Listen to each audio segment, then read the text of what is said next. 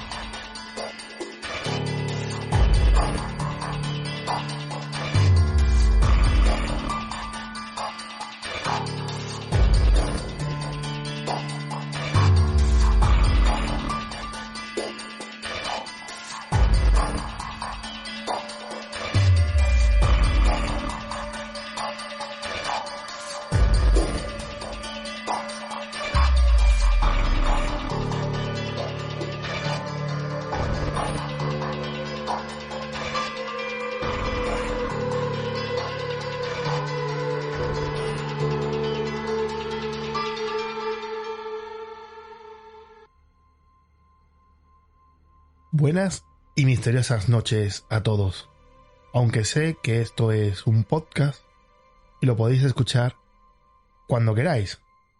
No obstante, yo os recomiendo que lo escuchéis de madrugada o de noche, que es cuando grabo este programa, porque parece que la noche acentúa algo en el misterio, algo que vamos a comprobar hoy. Soy José Antonio Aguilera. Y esta noche tenía preparado un programa con 5 testigos de un fenómeno que de nuevo aparece en carretera. Iba a ser, creo yo, un muy buen programa, aunque está mal que yo lo diga. Pero en el momento de la entrevista hemos tenido sensaciones a flor de piel y emociones muy intensas. Y ya os digo, tener a 5 testigos de un mismo fenómeno, que además coinciden entre ellos, y no voy a dar más pista porque volveremos a este programa. Pero tiene mucha fuerza el tener estos 5 testigos que parecen que coinciden y que parece que hablan del mismo fenómeno. Pero hay un gran pero. Estaba programado para salir hoy y empezar con un programa con mucha fuerza, fuera de las historias que hemos contado, de los 4 capítulos de Un país de terror en la mochila, que forma parte de una serie, de un viaje que hemos hecho este verano. Y a partir de este programa iban a empezar las historias y las anécdotas de gente cercana y de lo que nos ha ido llegando. Y el pero es que tenemos que retrasar esta emisión, porque este contenido va a formar parte de una nueva investigación por parte del programa de 4, de la cadena 4, Cuarto Milenio, que se ha interesado en demasía con esta historia y se va a grabar y se va a investigar de lleno. No puedo contar más, ya os daré los detalles en cuanto se pueda. Así que vamos a dejar aparcado el tema para no interferir en la investigación pendiente. Así que voy a aprovechar para hablar de un tema que no deja de ser misterioso. Se trata de 1 hora y 1 minuto concreto de la noche. Antes de entrar en materia, hemos salido del estudio para hacer una entrevista al aire libre con una idea y un proyecto nuevo, en el que vamos a hacer un llamamiento. Pedro Mata, el creador de la página Amigos de Misterios en la Onda, tras el fin de emisión del programa y por ciertos criterios, cerró la página para crear otra que ahonde el misterio desde otra perspectiva. El poder hablar del misterio sin tapujos, sin miedo, sin impedimentos de la sociedad. Os dejo con la entrevista que acabamos de grabar.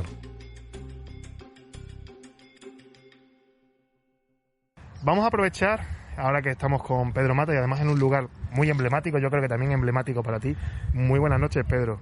Muy buenas noches, Antonio. Estamos todavía en una hora permitida, pero en el Puente de Hierro, anocheciendo, un paisaje sorprendente.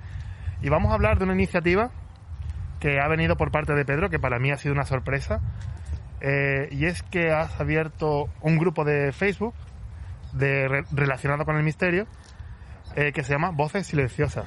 Correcto, Voces Silenciosas o La Voz del Silencio, llamémosle como queramos.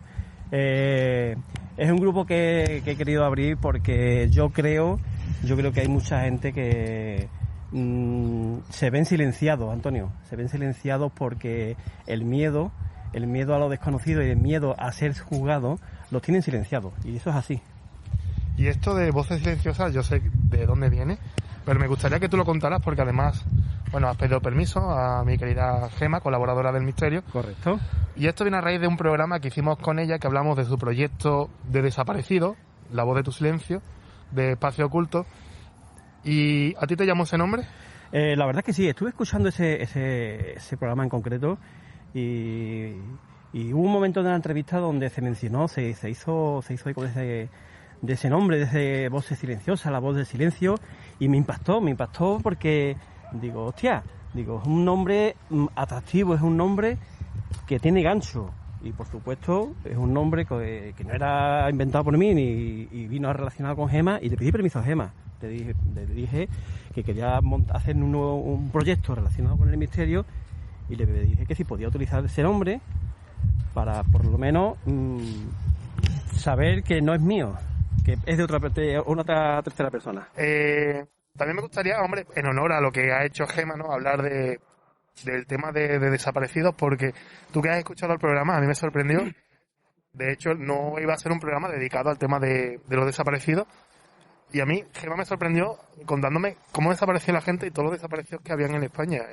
Es un tema impactante. La verdad, José Antonio, que es algo curioso porque un desaparecido no es como se suele decir, no es una foto de alguien que ha desaparecido. Detrás de esa persona hay familias, hay amigos, hay mucha gente en torno a esa desaparición, y no es una desaparición, son muchas desapariciones que no tienen explicación, y yo creo que habría que hacer algo por difundir cualquier foto que veamos en Facebook, siempre y cuando esté contrastado, difundirla, venga de donde venga. Esa persona desaparecida puede estar en cualquier parte.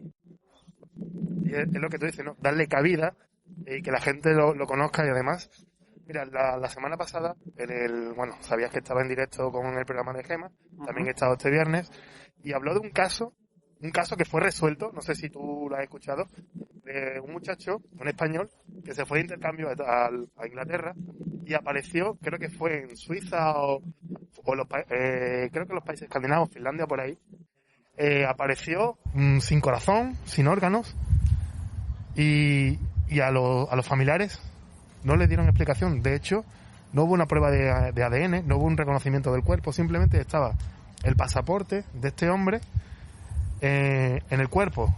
A la madre no se le identificó, y de hecho le mandaron el análisis del forense en el idioma nativo del país, creo que en finlandés, o lo tendría que volver a escuchar, ¿no? Pero en un idioma que un español no entiende. Y cuando fue a la embajada española, esta persona, para que le tradujeran este expediente, le dijeron que no, que se tenía que buscar un traductor de pago. Imagínate, Vaya, cómo esta persona se siente indefensa, cómo la gente que pierde a alguien se siente indefenso. exacto, es que aparte de sentirte indefenso, te sientes también abandonado, porque ¿qué hace? Tengo aquí el cuerpo de mi ser querido, pero en estas circunstancias. Bueno, supuestamente. El cuerpo, supuestamente. Porque es un supuesto, no se llegó a analizar el ADN. Pero ya está, sí, nadie me echa una mano, nadie me aporta más ideas. Y yo creo que la gente que tiene familiares desaparecidos o allegados pasan mucho dolor, pasan mucho dolor. Pues La Voz de tu Silencio, ¿en qué consiste en general esta página que has abierto? ¿O qué va a consistir? ¿Qué vas a ir haciendo en ese proyecto? Pues sí, mira, La Voz de tu Silencio, yo lo que quiero básicamente es darle voz a lo que hemos dicho antes, a toda esa gente que están silenciadas, ya sea por el miedo o ya sea por la propia sociedad. De hecho, también te digo que yo, yo sé que antes en el antiguo programa de Misterios en la Onda, por ejemplo, había muchas historias, pero también había muchas historias que se descartaban, muchas historias que eran menos atractivas. Y yo quiero que esas historias, no por ser menos atractivas o no por no tener un contenido para llenar un programa, no sea válida. Yo estoy abierto a que cualquier persona que tenga una historia cortita, pequeñita, la cuente. De hecho, lo digo en uno de los posts que tengo publicados. No voy a preguntar nada. Tú me mandas un mensaje privado y me cuentas lo que quieras contar. No te voy a preguntar nada. Y tú te desahogas. No me importa lo que pase o lo que deje de pasar. Simplemente ahí estamos, para escucharte. Pues bueno, vamos a hacerlo como llamamiento también, ¿no? Que en ese propio, bueno, o directamente a través del Facebook de Pedro Mata o a través de esa página. Sí, correcto. Cualquiera que tenga una experiencia, vamos a decir extraña, o de cualquier tipo. Cualquier tipo, de momento cualquier tipo no. Yo no voy a descartar nada. No voy a descartar nada porque también lo digo, cuando alguien cuenta algo, te está contando su realidad en ese momento, en ese instante. Sea cierto o no sea cierto, pero si te lo cuento es porque lo he vivido ahora.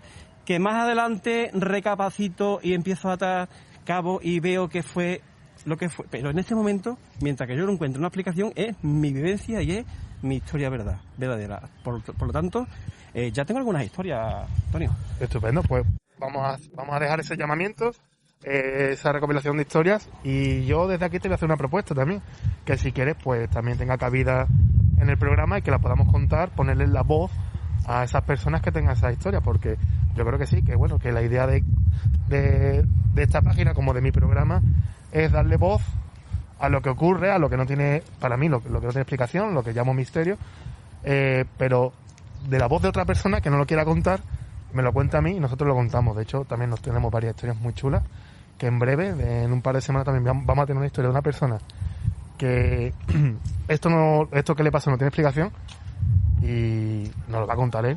Y la verdad que es una historia impresionante, a mí me dejó los pelos de punta y yo creo que esta persona, que nunca, y además no cree en los fenómenos paranormales, vivió esta experiencia que para él no tiene explicación.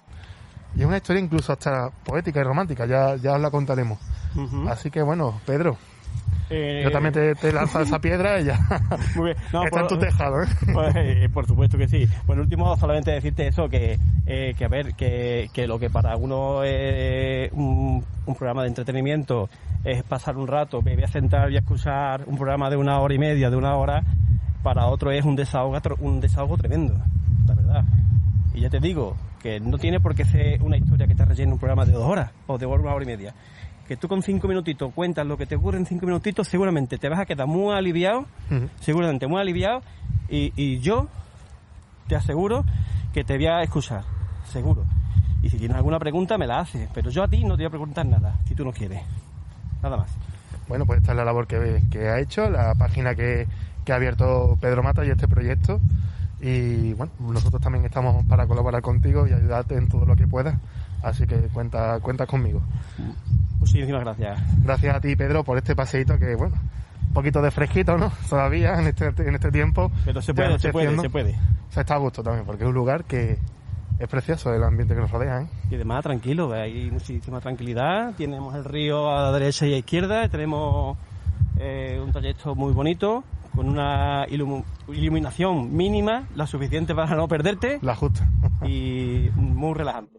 Pues muchas gracias, Pedro, lo dicho. A vosotros, saludos. Conéctate con nosotros.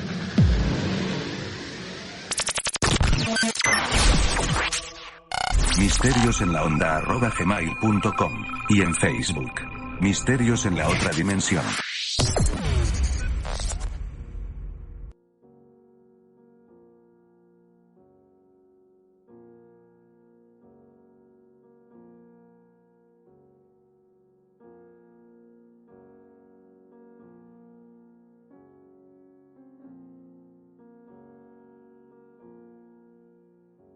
Recuerdo hace años despertarme sobresaltado a altas horas de la madrugada.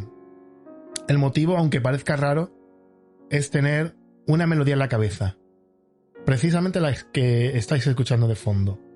La marcha fúnebre de Chopin. Miro el reloj y marca las 3:33 de la noche. Pero también es curioso que esta noche me he despertado sobresaltado. Miro el reloj y es las 3:30 de la noche. Me río porque no es la primera vez, otra de tantas noches que me despierto sobresaltado porque oigo un ruido fuerte. Pero a esa hora, ¿por qué a esa hora?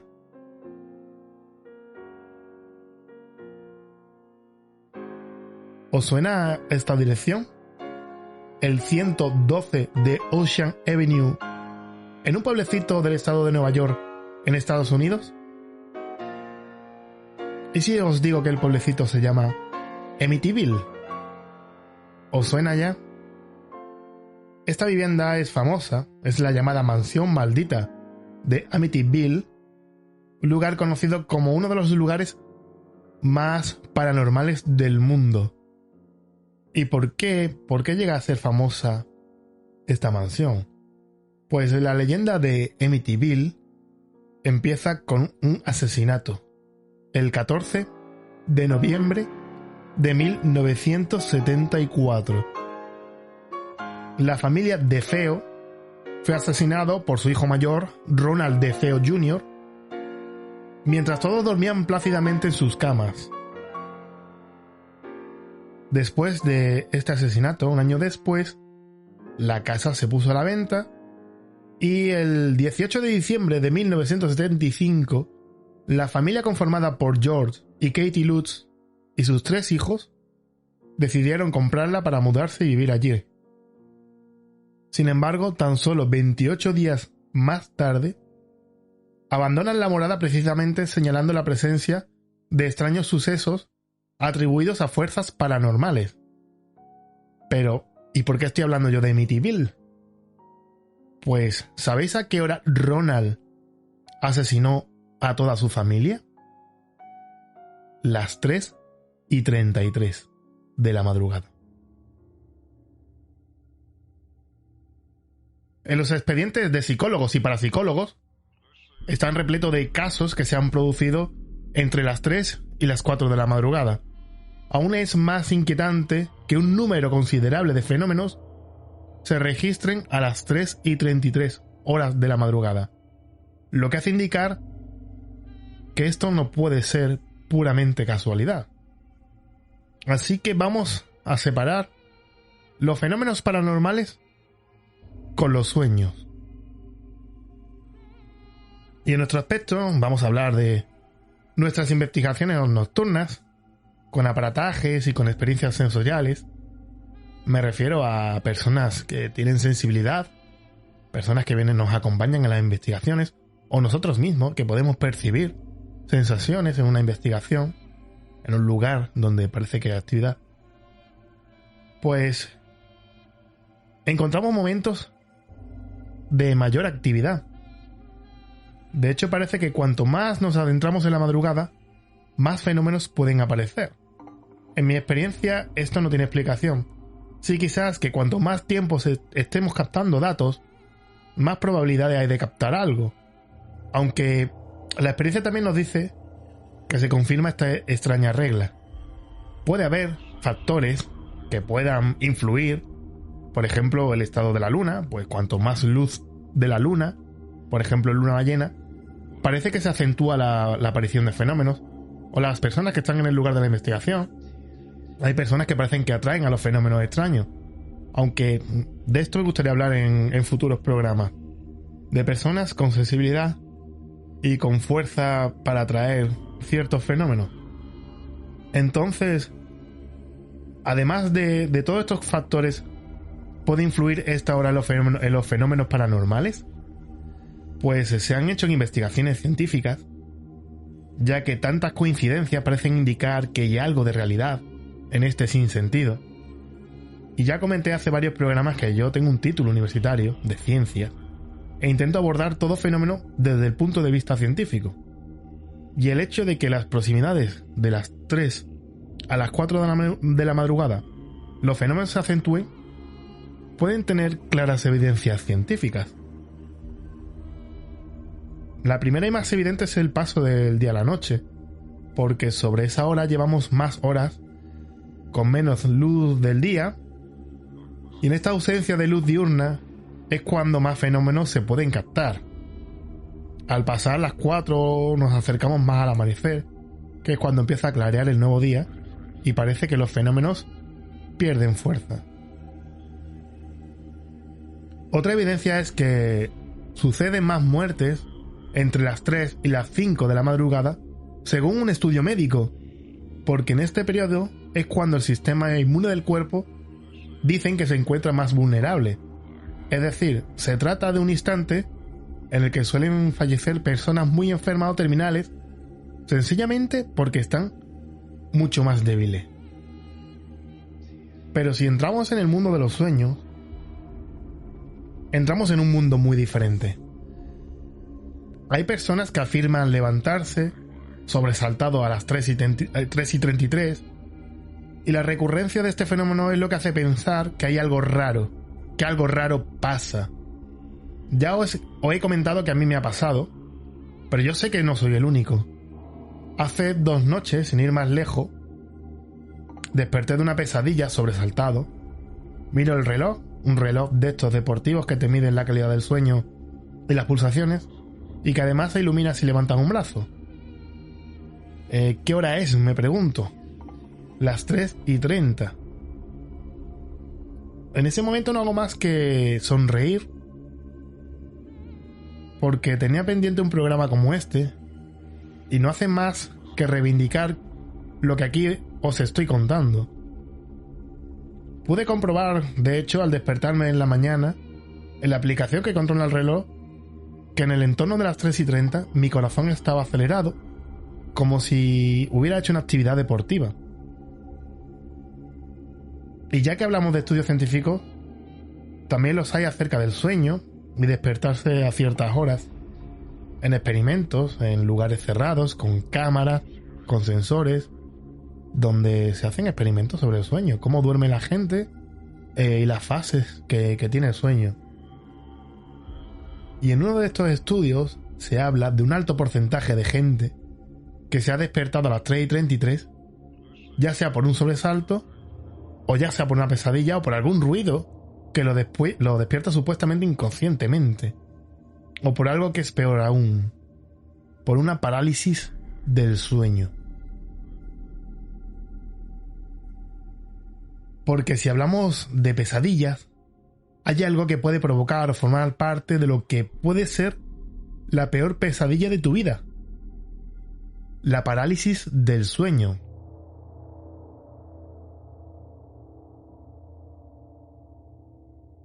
Ya le dedicamos un programa en nuestro anterior formato en Radio Lora, pero cabe la pena hablar de ello, más que nada porque si aún no os ha ocurrido, os puede ayudar en el caso que os ocurra y no sepáis lo que es o ya no lo recordéis. Imagínate despertar en la noche y no poder moverte, ni siquiera gritar. Solo puedes ver y oír lo que hay en tu entorno. Eres totalmente consciente de dónde estás en tu habitación. Sin embargo, no puedes mover ni un músculo de tu cuerpo. La angustia empieza a hacerse latente y se incrementa al no poder gritar, ni siquiera pedir auxilio. No sabes lo que está pasando y no puedes hacer nada. La angustia pasa a una tremenda ansiedad que puede provocar que tu respiración y tu ritmo cardíaco se acelere a niveles peligrosos. ¿Y si añadimos seres extraños que se te sientan encima? ¿Por qué no? Aprovechando que no te puedes mover, algo va subiendo desde tus piernas hacia tu pecho, hasta que acaba presionándote tan fuerte que te corta la respiración. ¿No te crees lo que te estoy contando? Pues desde que existen escritos, es decir, desde el principio de la historia de la humanidad, se han descrito estos episodios de seres que suben por el cuerpo hasta dejarte sin respiración. En algunas religiones se le dan nombres: íncubos, súcubos o demonios de la noche. Pero es que incluso también se habla del muerto que sube, que se le llama en Latinoamérica. Vamos a ir desglosando términos, ya que entramos en un muy interesante mundo, el de los demonios de la noche o los visitantes de dormitorio, que hay de muchos tipos, pero tienen en parte relación unos con otros. Y todo esto viene de tiempos ancestrales. Desde siempre la humanidad ha sido más vulnerable la noche cuando no hay luz, y hasta hace muy poco no poseíamos la habilidad de pulsar un botón y encender la luz. Cuando caía la noche nos íbamos a la cama hasta el amanecer. En la mayoría de las casas el fuego o las velas se apagaban, pues es un gasto energético que no todos podían asumir.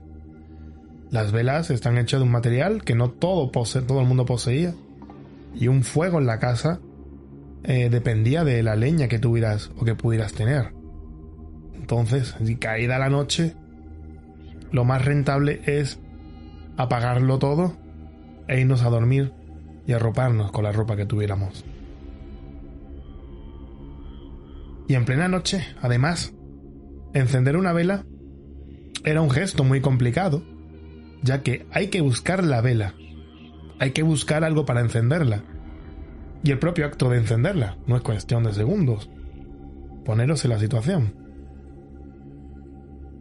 Por lo que en la noche la sensación de desprotección era completa, y este miedo nos ha acompañado desde el primer humano hasta hoy, algo transmitido quizás en los genes como medida protectora.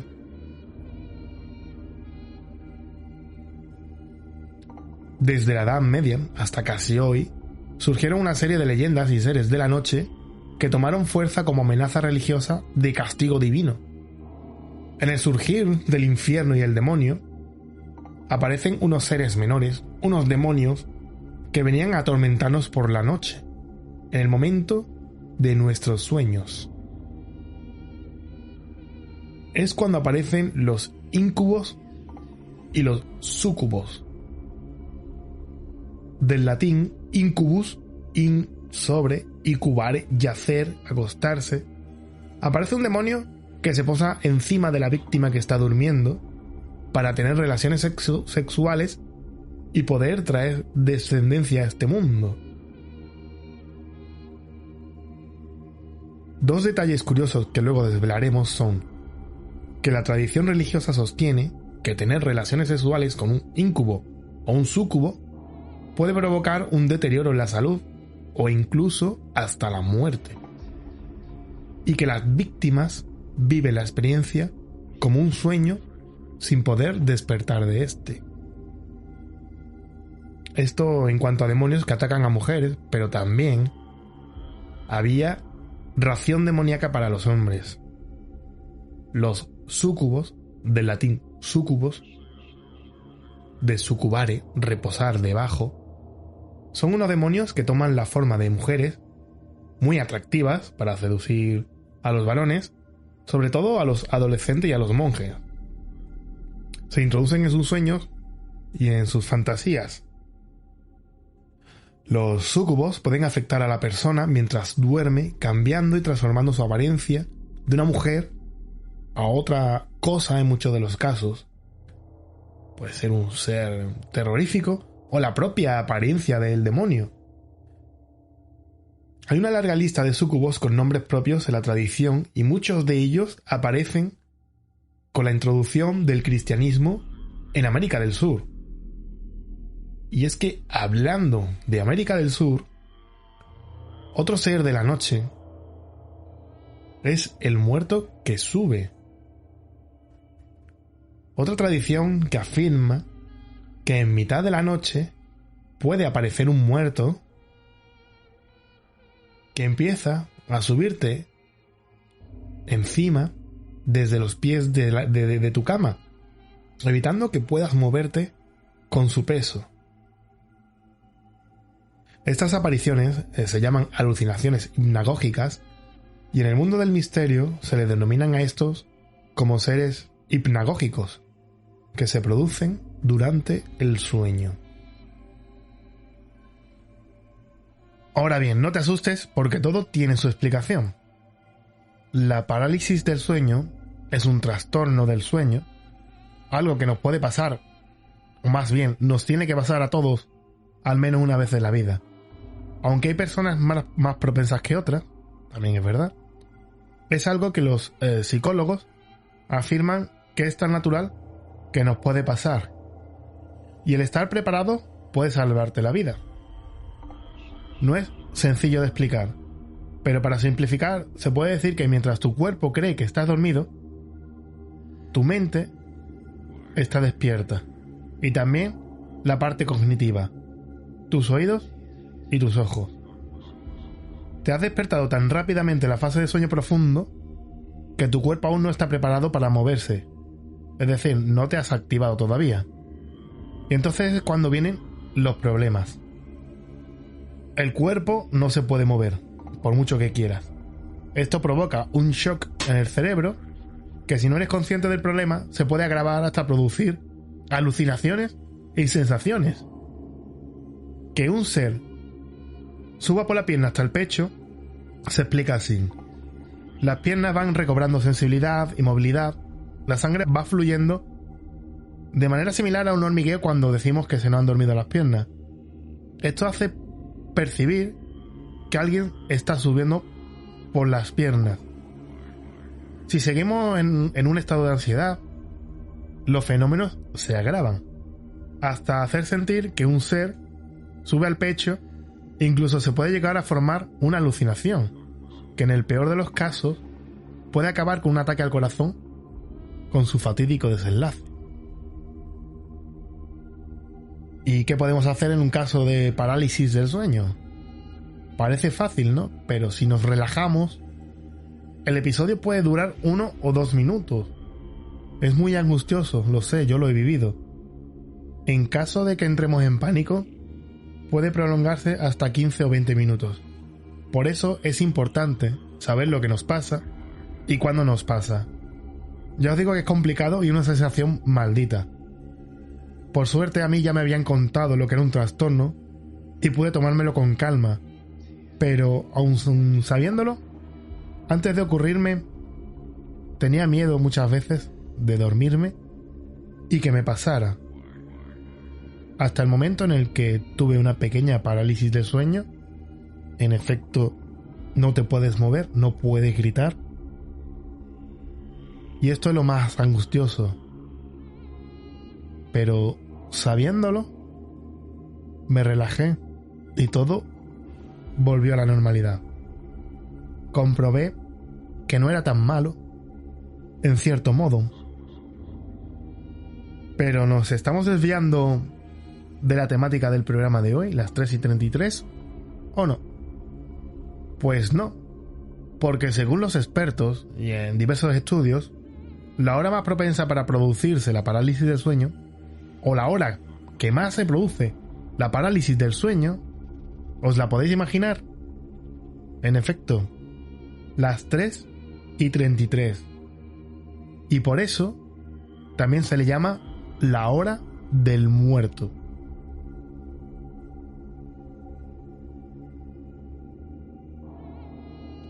Como la vida misma, como esto lleva ocurriendo desde el principio de nuestra existencia, también la mitología está detrás de la explicación a este fenómeno, que sigue siendo un caso sin resolver. Si entramos en lo esotérico, se dice que esta hora es un simbolismo satánico, ya que la mitad de 666, el número de la bestia, es 333. Parece que está marcando una hora, y es cuando se abren los portales a otras dimensiones y pueden entrar ciertos demonios, por lo que también se le llama la hora de las brujas. Además es cuando mejor funcionan los hechizos. Y ojo, además se dice que el cuerpo es más propenso a sufrir posesiones demoníacas. En cuanto a la explicación católica, se dice que se debe a que Jesucristo murió a las 3 de la tarde, siendo las 3 de la madrugada la hora más opuesta. Sería pues una especie de portal para que surja todo aquello que es inquietante y maligno, todo lo que intenta desafiar a la Santísima Trinidad en la hora de 3 veces 3. Sea lo que sea, es una hora que no deja de ser inquietante, sobre todo por la coincidencia en el dígito.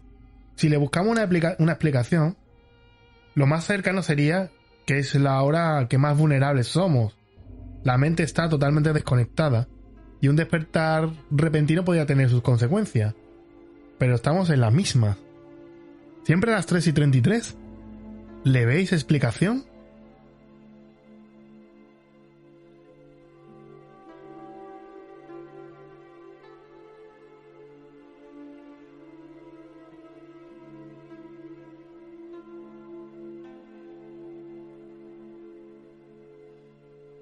Por eso este tema sigue formando parte del misterio. Espero que nos contéis vuestras vivencias. Tenéis el Facebook de Misterios en la Otra Dimensión, que podéis comentar si os ha pasado algo relacionado, y también lo podéis hacer de manera privada, por mail o por Messenger en el Facebook. Yo me despido, pronto oiréis acerca de la nueva investigación que estamos realizando, y espero que también pronto nos den permiso para emitir el programa que tenía preparado en el lugar de este. Volveremos en 15 días con más misterio. Mientras tanto, que tengáis un feliz descanso y que nada os perturbe en las 14 noches que siguen.